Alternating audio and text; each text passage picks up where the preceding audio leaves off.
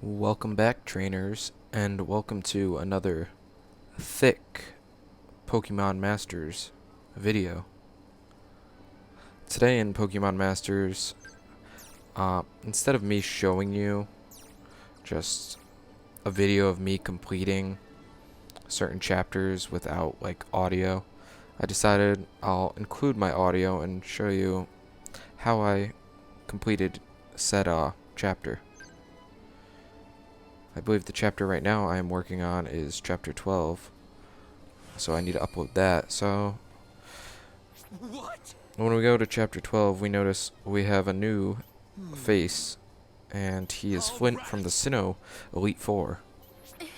And during this encounter, blah blah blah, they talk and they're in the PML. Then Chantel and him team up, blah blah blah. No one really cares.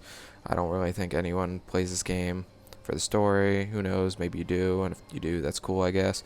But yeah, there's too much dialogue, and you just want to get into the battle. So, how I completed this battle, I believe I used... Okay, not this team. My characters are kind of boosted right now, like they're all pretty much high-ass levels. And the recommended types it tells you to use, like water and rock, I don't think I really ever used that. I think I mainly used my Lucario because his sync power when he mega evolves is really good. But let's go edit this team so it's not that big. Okay, you know what? I'll put Chris on. She's fair enough. She's level 55. That's good enough level. You don't know about Pokémon. And let's put another. Let's put Brendan on. I'm going with you. Actually, you know what? We can't use Brendan. There's a reason why I used Rosa, and that's because Rosa, she has the ability Time to Energize, which gives me my You can count on me. my I meters always do back. my So that's why she's really good for this.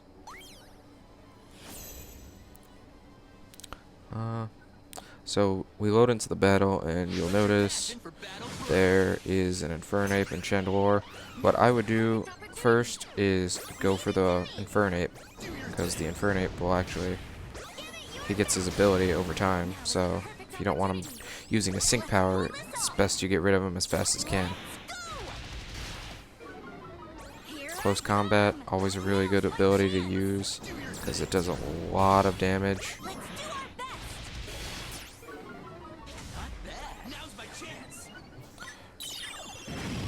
And there's a sync power.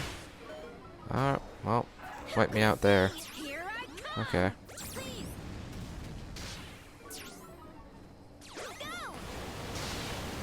You know what? Nope. Let's quit this battle, actually. You know what?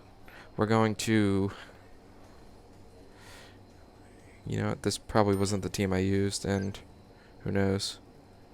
Let's go do that again.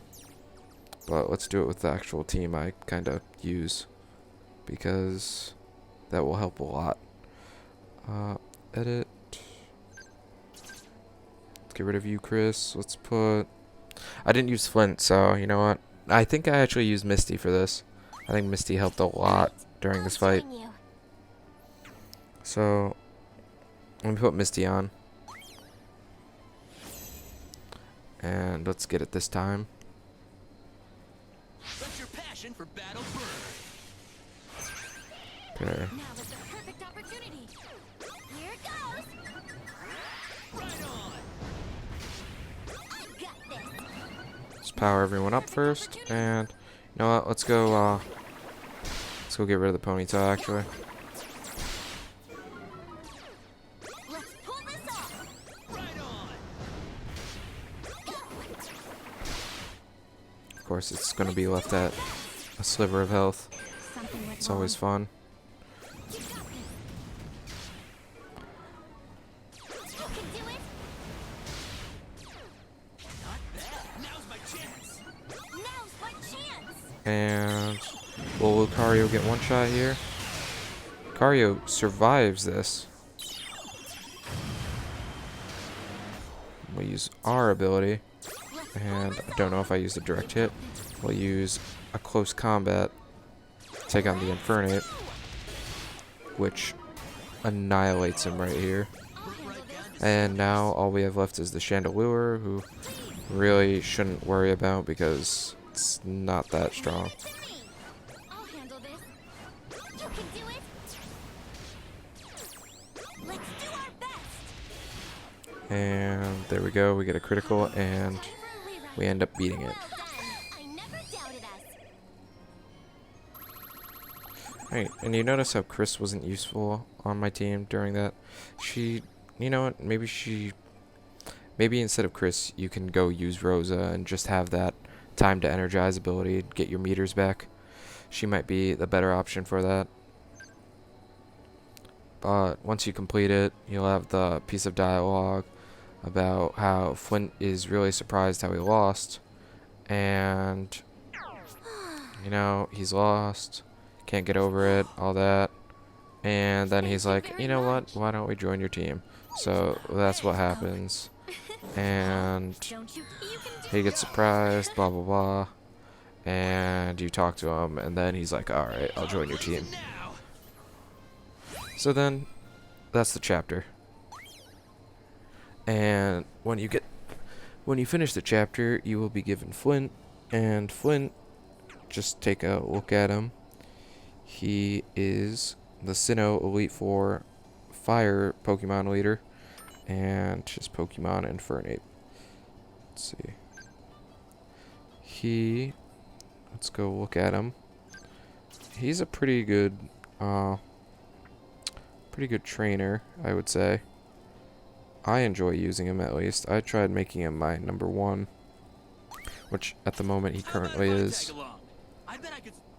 And let's see, do I get a look at him in the decks? I think I do. Flint. Yep. There is Flint, number 35, and Infernape.